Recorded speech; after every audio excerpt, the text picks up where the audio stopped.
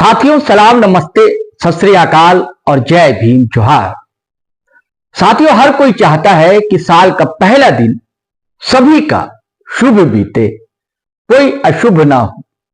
लेकिन यह झारखंड की क्रूर विडंबना है दोस्तों कि इसकी लकीरों में अंतहीन शोषण, विस्थापन, विनाश, संघर्ष और शहादत दर्ज है। लेकिन एक नौजवान इन लकीरों को बदलना चाहता है, अमीर राज की गरीब जनता को खुशहाल देखना चाहता है। हालांकि उसकी छवि बिगाड़ने की लगातार कोशिशें की जा रही हैं, लेकिन उससे कहीं अधिक तेजी से उसकी लोकप्रियता के ग्राफ बढ़ता जा रहा है दिनों दिन। और अब तो दोस्तों लेखक और प्रोफेसर भी उसके दीवाने हुए जा रहे हैं। आखिर किस लेखक ने और किस प्रोफेसर ने क्या कह दिया है और कैसे दीवाने हो गए हैं? क्या लिख दिया है कि क्या बोल दिया है, जिसको लेकर दोस्तों बवाल मचा हुआ है। और जवान वही जो डुमरी का नया नवेला विधायक है, यानी jail camp supremo tiger Jairam Kumar Mahato. दोस्तों, इस वीडियो में हम आपको सब कुछ बताएंगे और खरसावां के शहीदों को भी याद करेंगे और यह भी बताएंगे कि क्या सच टाइगर जयराम बाहरी विरोधी हैं? क्या सच टाइगर जयराम कल कारखाने के विरोधी हैं? दोस्तों, हम उनके वीडियो से भी आपको रूबरू करवाएंगे। इससे पहले आपसे वही गुजारिश है, आग्रह है कि यदि आपने हमारा चैनल सब्सक्राइब नहीं किया है दोस्तों तो कर लीजिए, और सब्सक्राइब कर लिया है तो ज्वाइन बटन दबाना हरगिज नहीं भूले। और साथियों, ये एक अकेला प्रयास है जीटी रोड लाइव। आप चाहें तो थोड़ी बहुत आर्थिक मदद कर सकते हैं। हमारा यूपीआई नंबर है 8083557257। आप इस पर गूगल पे, फोन पे, पेटीएम कर सकते हैं। और साथियों, वीडियो धड़ाधड़ फटाफट खटाखट शेयर करें, लाइक करें, कमेंट करें। और दोस्तों, थोड़ी देर की ब्रेक दें हमें, फिर अपन मिलते हैं और विस्तार से बात करते हैं। दोस्तों, अगर बात समझनी है तो सुननी तो पड़ेगी ही।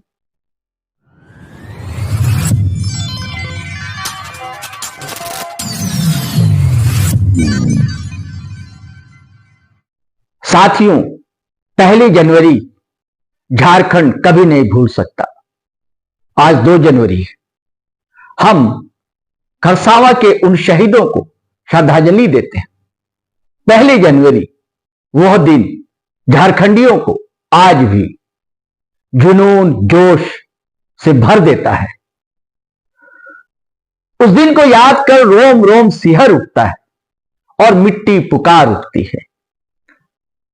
टाइगर जयराम महतो भी कल वहां पहुंचे, शहीदों को याद किया, नमन किया। और मैं हमेशा कहता हूं, वह जहां भी पहुंचते हैं मजमा से जुट जाता है। देखिए कितनी भीड़ उमड़ पड़ी और नारों से फिजा गूंजने लगी।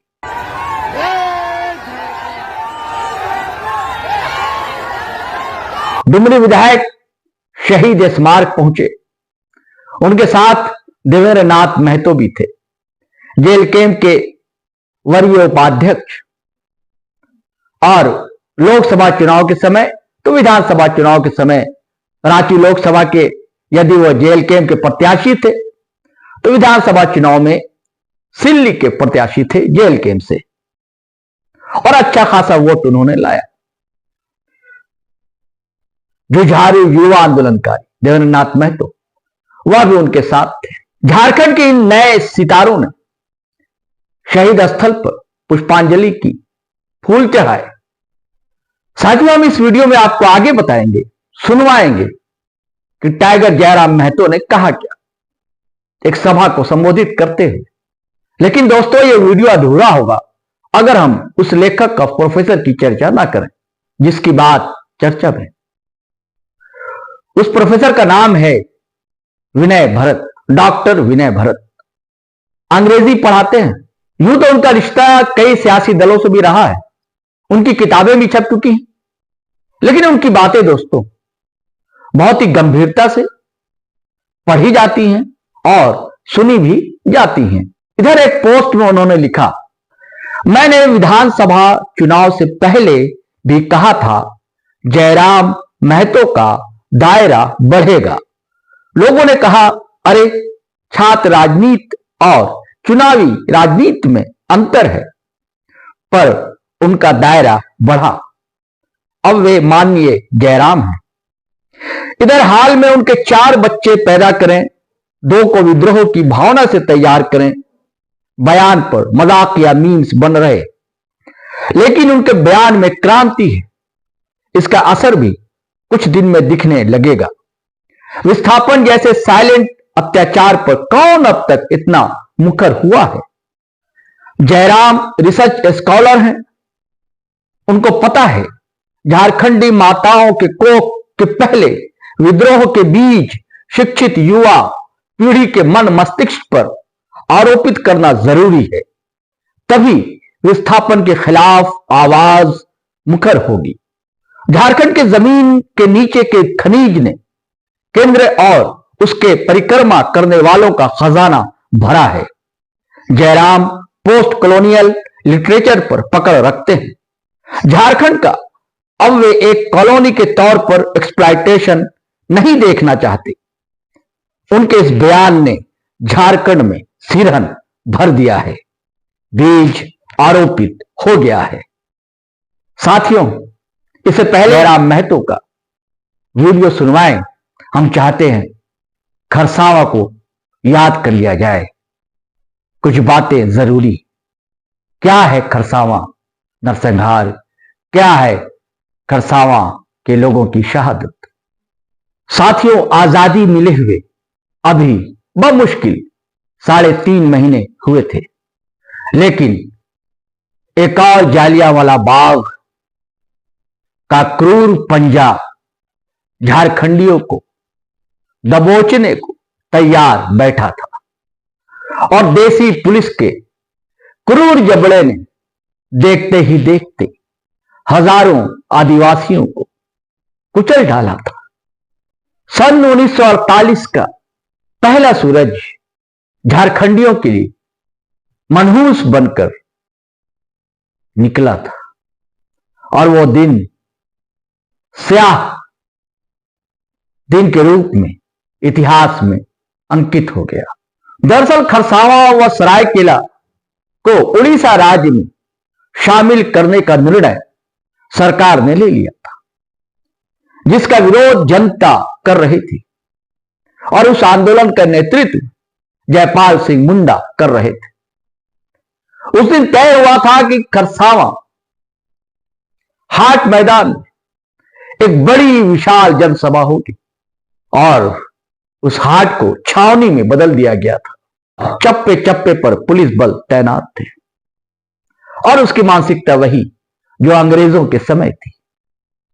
किसी बात को लेकर आदिवासियों, प्रदर्शनकारियों, आंदोलनकारियों और पुलिस के बीच झड़प हुई, वाद विवाद हुआ।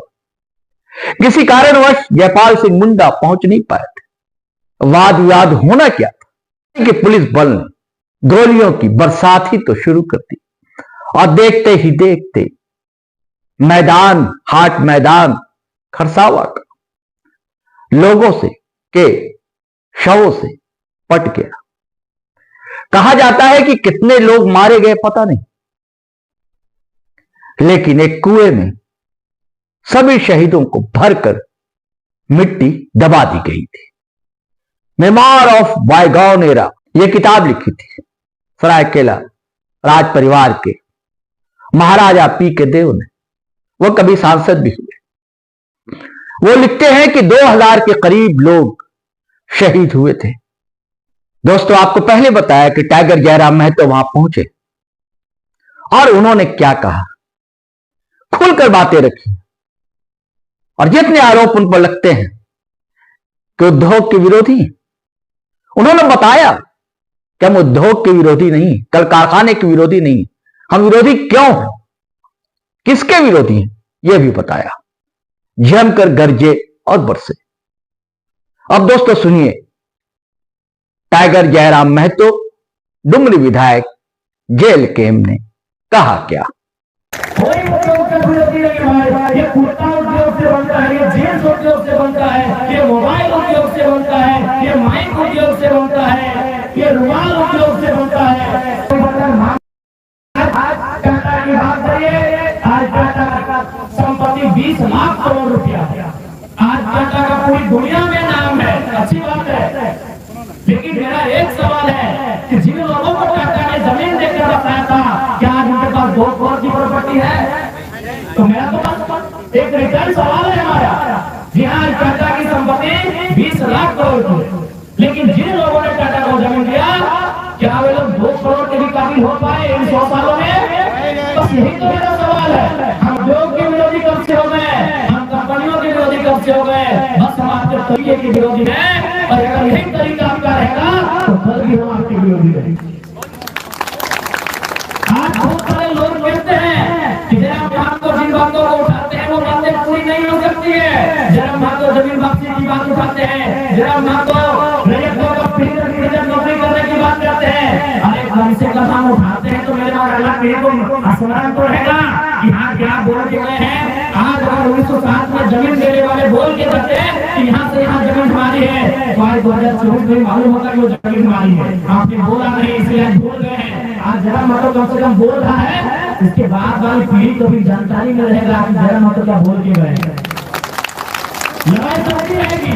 आज लड़ाई हम कई वर्षों से लड़ रहे हैं, कई दशकों से लड़ रहे हैं, हमें सैकड़ों 100 सालों से लड़ रहे हैं, लेकिन लड़ाई लड़ने की नहीं, हमें मालूम है। तो ठीक उसी प्रकार आज अगर जयराम महतो मुद्दों को उठा रहा है, अरे आज पूरा हो या ना हो, आने वाली पीढ़ी भी मुद्दों को उठाएगी। आज अगर हम ना बोले, आज अगर हम गूंगे हो जाए, तो आने वाली पीढ़ी को आइडिया ही नहीं रहेगा। ठीक है, मानते हैं कि जिन विषय को मैं उठा रहा हूँ सदन में, जमीन वापसी का मुद्दा, आरक्षण का मुद्दा, ठीक है, हो या ना हो ये सदन का मामला है, लेकिन कम से कम आपके जहन में तो है, आपकी जानकारी में तो है, और आपको भी ये तर्क संगत तो लगता है कि हाँ ऐसा होना चाहिए। मेरे बात तो जरूर उठाएगा, लेकिन आज अगर मतलब ना बोले तो मेरे बात कौन बोलेगा फिर? इसलिए मैं जो विषय उठाता हूँ, भले वो टेढ़ी खीर हो, भले वो असंभव निकला हो, आइए हमें उस दिशा में आगे बढ़ना चाहिए। बस हमारी यही तो फरियाद है। आज बताइए हम क्या विषय उठाते हैं? आज देखिए भाई आगे बताए कि सीओ प्रति डिसमिल 1000 रुपए मांग रहा है। हम जमीन की लड़ाई कब की लड़ रहे हैं? सरायकेला गोलीकांड की कहानी हमारे साथ आज भी दोहराई जा रही है। बस फर्क इतना है कि वहाँ 50,000 लोगों को एक साथ गोली मारा गया था, यहाँ कभी 5 लोगों को मारा जाता है, कभी 50 लोगों को मारा जाता है, कभी 500 लोगों को मारा जाता है। फर्क इतना है कि वहाँ जान से मारा गया था, आज लाठी डंडे से मारा जाता है। फर्क ये है कि वहाँ मिलिट्री से मारा गया था, यहाँ झारखंड पुलिस से मारा जाता है, कभी सीएसएफ कभी सीआरपीएफ के बहाने हमें मारा जाता है। बस यही फर्क है कि इस बार हमारे जान नहीं लिया जाता है, हमारी जान को बख्श दिया जाता है, बदले में हमें कानून के कुछ दांवपेच पे उलझा के रख दिया जाता है, हमें डरा धमका के रख दिया जाता है और हम पीछे हट जाते हैं। इसलिए आज हमें लगता है झारखंड की जनमानस को एक पूरा पुल बुलान की आवश्यकता है। आज देखिए स्टूडेंट वो 15 सालों से 10 सालों से किसी एग्जाम की तैयारी करते हैं, जब उनको लगता है कि नहीं हमारे साथ धोखा हुआ है, वो कभी सड़क जाम कर देते हैं, कभी आगजनी जैसी घटनाओं को अंजाम देने से पीछे नहीं हटते हैं, तो बहुत सारे और घटनाओं को अंजाम दे देते हैं। जबकि नौकरी की तैयारी 10 साल से करते हैं ना, यदि जो युवा जो स्टूडेंट 10 साल से नौकरी की तैयारी कर रहे हैं, उनके अंदर इतना गुस्सा है कि जमीन बनाने में हमें कई पीढ़ी लगी है, हमारा गुस्सा कितना है। अरे भाई जबकि वो नौकरी की गारंटी नहीं है, कोई युवा जो तैयारी करे अच्छी बात है, वो स्टूडेंट है, वो पार्टिसिपेट किया है, लेकिन क्या वो गारंटी की नौकरी उसको मिलेगी? लेकिन वो जमीन हमारी गारंटी है, तो हमारा गुस्सा कितना होना चाहिए?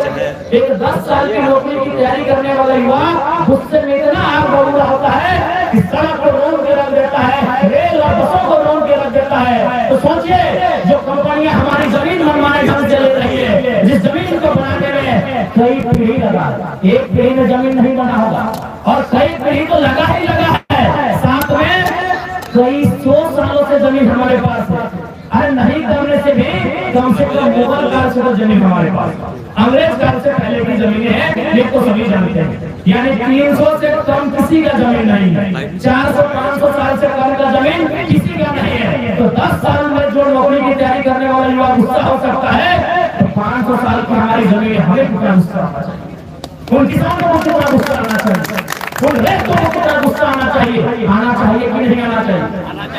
लेकिन बात यहाँ ये है ना कि सिस्टम में इतना लोचा है कि किसान बोलता है छोड़, एक दिन तो ऐसे मरेंगे, क्या है लड़ाई झगड़ा करने वाले हैं, छोड़ छोड़ छोड़, जो होगा हमारी तकदीर में ऐसा है।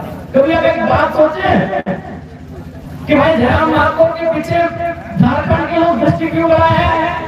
वास्तव में एक किताब का मैं उदाहरण आपको देते हैं, उस किताब का नाम है झारखंड के विस्थापितों का दर्द। उस किताब को लिखा है पुरुलिया के ज्योतिलाल महतो ने। उस किताब में वो बहुत मार्मिक लाइन लिखा है, वो कंपनियों से विनती करते हुए लाइन लिखा है कि हमें छोड़ दो, हम कालांतर से युद्ध लड़ते लड़ते थक गए हैं, अब हमें दामोदर स्वर्ग रेखा की नदियों के किनारे शांत रहने दो, हमें अपने घर परिवार के साथ शांत रहने दो, हम लड़ाई लड़ते लड़ते थक गए हैं। सच्चाई यही झारखंड की है कि लड़ाई लड़ते लड़ते थक गए हैं, ये पुलिस का लाठी डंडा खाते खाते हार गए हैं। इसीलिए जयराम महतो के अंदर झारखंडी को अपना दर्द दिखता है, इसीलिए उसकी सपोर्ट की जा रही है। हम भी सोचे कि भाई क्या कारण है झारखंड के लोग मुझे इतना प्यार करते हैं, कारण यही एक कि हम लड़ते लड़ते थक चुके हैं।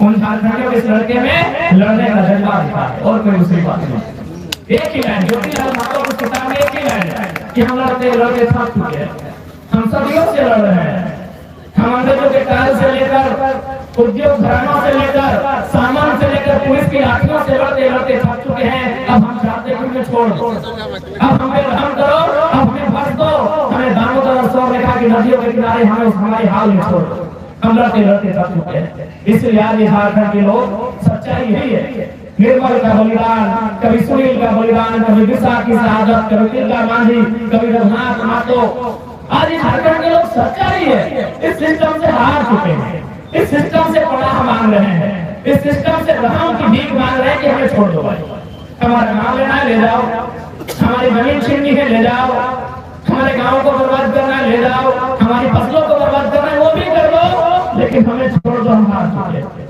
तो जयराम महतो के रूप में उन्हें उस हार में जीत दिख रही है, जयराम महतो के रूप में एक लड़ाकू दिख रहा है, जयराम महतो के रूप में उन्हें फाइटर दिख रहा है। इसीलिए वो लड़का बात धनबाद में करता है और उसे काम लगाकर कमान में भी सोचते हैं, दूसरा कोई कारण नहीं। झारखंड को अगर बचाना है तो सबसे पहले मेरा जो अनुभव कहता है इन 3 सालों का, मेरी जो समझ कहती है, ये समझ यही कहती है कि सबसे पहले झारखंड को बचाना होगा, खंड यानी जमीन के टुकड़े को बचाना होगा।